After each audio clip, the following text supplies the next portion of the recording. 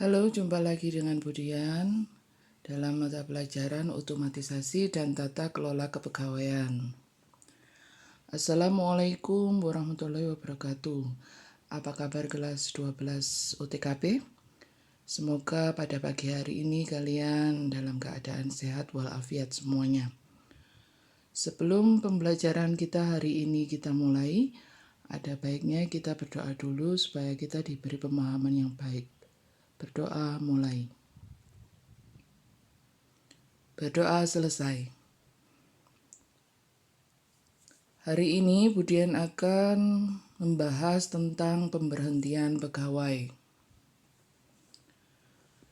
Pengertian pemberhentian di sini ada 4 macam. Yang pertama, pemberhentian sebagai PNS adalah pemberhentian yang mengakibatkan yang bersangkutan kehilangan statusnya sebagai PNS. 2. Pemberhentian dari jabatan negeri adalah pemberhentian yang mengakibatkan yang bersangkutan tidak bekerja lagi pada suatu satuan organisasi negara, tetapi masih tetap berstatus sebagai PNS. 3. Hilang. Hilang adalah suatu keadaan bahwa seseorang di luar kemauan dan kemampuannya tidak diketahui tempatnya berada dan tidak diketahui apakah ia masih hidup atau telah meninggal dunia. 4. Batas usia pensiun adalah batas usia PNS harus diberhentikan sebagai PNS. B. Dasar hukumnya di sini ada 9, yaitu yang pertama UU nomor 11 tahun 1969, 2. UU nomor 8 tahun 1974, Jo Undang-Undang nomor 43 tahun 1999, 3. PP nomor 32 tahun 1979, 4. PP nomor 30 tahun 1980, 5. PP nomor 12 tahun 1981, 6.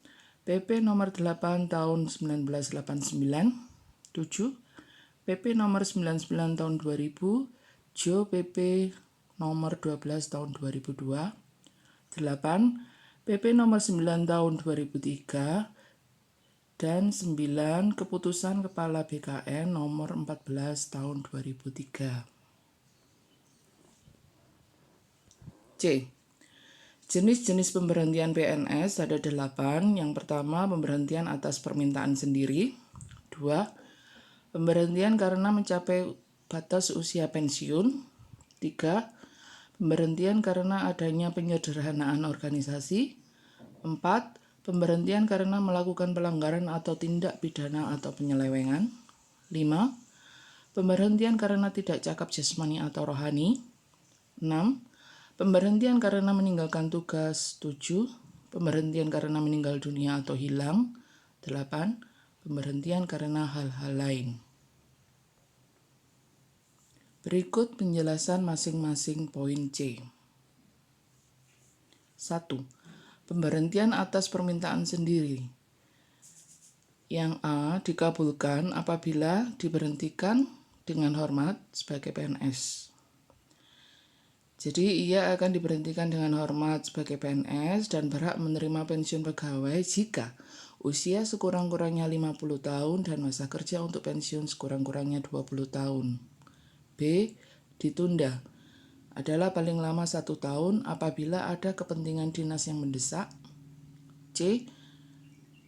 Pernyataan pemberhentian akan ditolak karena yang bersangkutan sedang menjalankan ikatan dinas, wajib militer, dan lain-lain yang serupa dengan itu. 2. Pemberhentian karena mencapai batas usia pensiun.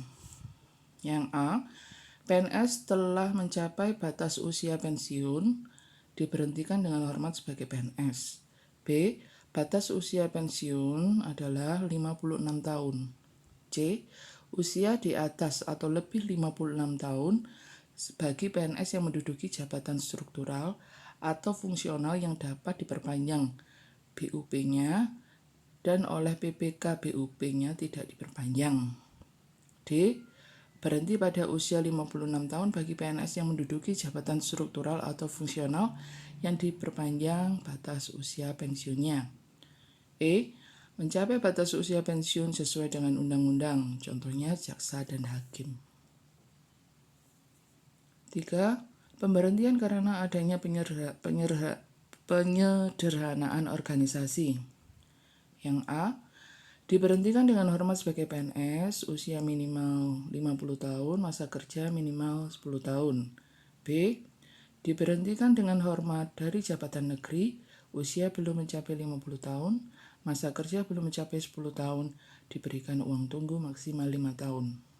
C, PNS yang pada berakhirnya menerima uang tunggu belum mencapai usia 50 tahun, tetapi masa kerja telah mencapai 50 tahun, tapi masa kerja telah mencapai 10 tahun, maka ia diberhentikan dengan hormat sebagai PNS dengan hak pensiun yang diberikan pada saat ia mencapai usia 50 tahun. D. PNS yang pada saat berakhirnya menerima uang tunggu belum mencapai usia 50 tahun dan masa kerja belum mencapai 10 tahun, maka ia diberhentikan dengan hormat sebagai PNS tanpa hak pensiun. 4. Pemberhentian karena melakukan pelanggaran tindak pidana atau penyelewengan. PNS dapat diberhentikan tidak dengan hormat apabila A. melanggar sumpah dan janji PNS, B. dihukum penjara setinggi-tingginya 4 tahun atau diancam yang lebih berat. C. Melakukan tindak pidana kejahatan jabatan. D. Melakukan penyelewengan terhadap Pancasila, Undang-Undang Dasar 1945, negara dan pemerintah. E. Bisa juga diberhentikan dengan hormat dengan pertimbangan berat atau ringan perbuatan yang dilakukan dan besar atau kecil akibat yang ditimbulkan. 5. Pemberhentian karena tidak cakap jasmani atau rohani. Diberhentikan dengan hormat dengan mendapat hak-hak kepegawaian apabila berdasarkan surat keterangan tim penguji kesehatan dinyatakan A. tidak dapat bekerja lagi dalam semua jabatan negeri karena kesehatannya. B. Menderita penyakit atau kelainan yang berbahaya bagi dirinya sendiri dan atau lingkungan kerjanya. C. Setelah berakhirnya cuti sakit belum mampu bekerja kembali. 6. Pemberhentian karena meninggalkan tugas. A. PNS meninggalkan tugas secara tidak sah dalam waktu 2 bulan terus-menerus, diberhentikan pembayaran gajinya mulai bulan ketiga. B.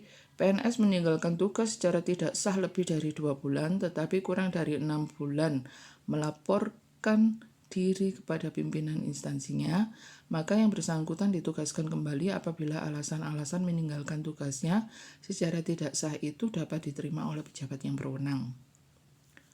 C. Diberhentikan dengan hormat sebagai PNS apabila ketidakhadirannya itu adalah karena kelalaian PNS yang bersangkutan dan menurut pendapat pejabat yang berwenang akan mengganggu suasana kerja jika ia ditugaskan kembali.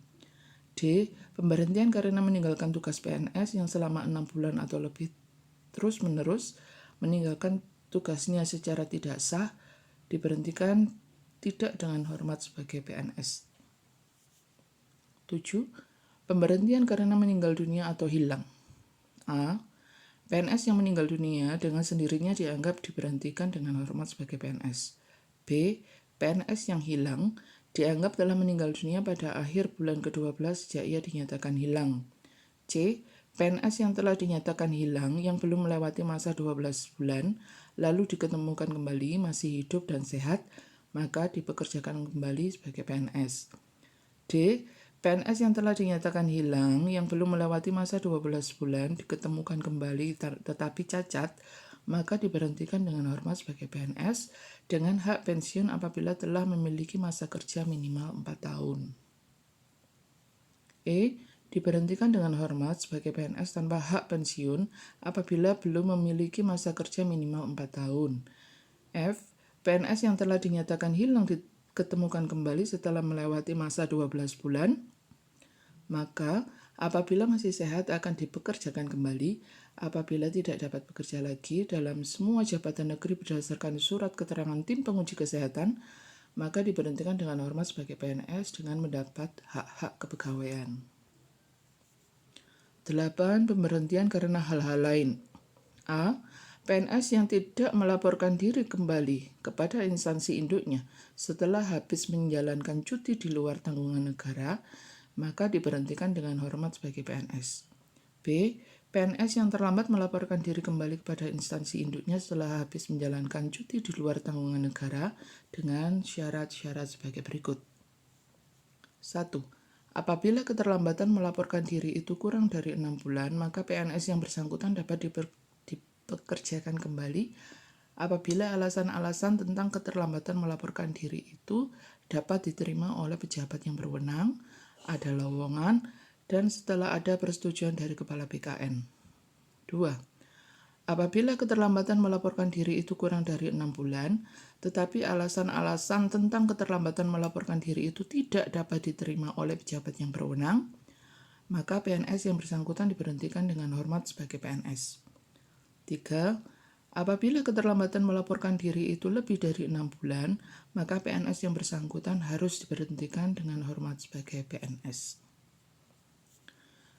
Demikian ulasan kita pada pagi hari ini tentang pemberhentian PNS. Untuk bab ini nanti akan berlanjut pada pertemuan berikutnya. Ada pertanyaan? Seperti biasa, kalau untuk pertanyaan bisa kalian sampaikan pada WhatsApp atau pada voice note. Terima kasih atas perhatian kalian. Sebelumnya ini ada pertanyaan sebanyak 5 soal. Kalian kerjakan di buku dan kalian kumpulkan pada hari ini juga. Saya tunggu sampai pukul 3 sore. Terima kasih atas perhatian kalian. Kurang lebihnya Budian mohon maaf. Assalamualaikum warahmatullahi wabarakatuh.